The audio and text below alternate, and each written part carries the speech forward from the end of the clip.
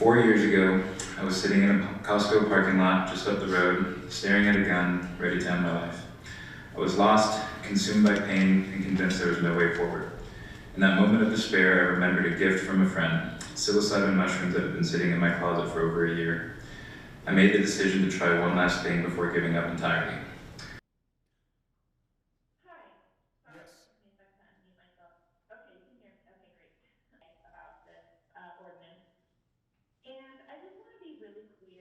I am not too proud to beg you to make this treatment accessible. Growing up mentally ill, I made friends with similar struggles. And as a result, I've lost 8 people that I loved to suicide.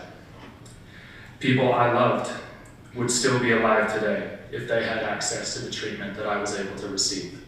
Worked with the program in Oregon over the past 2 years. Is there a way to have a compromise where people who are genuinely struggling, who are this ordinance is essentially zero.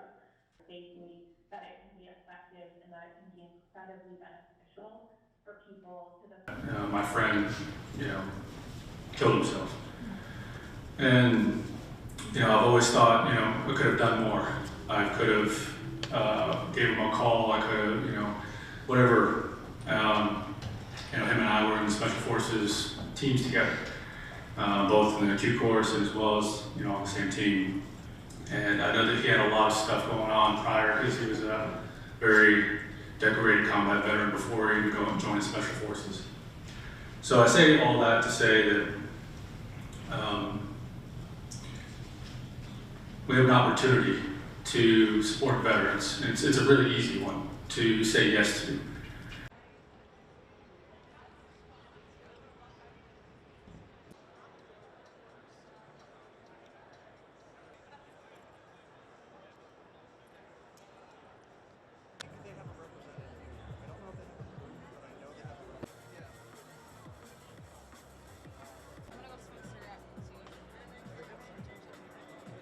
So Colorado voted to legalize psilocybin healing centers, and the entire state has a 1,000-foot restriction from schools and other places like that. This city has extended that out to an entire mile, and because of that, it's in essence restricted it, significantly. And specifically because this is a military town, there's so many veterans that could use this type of treatment.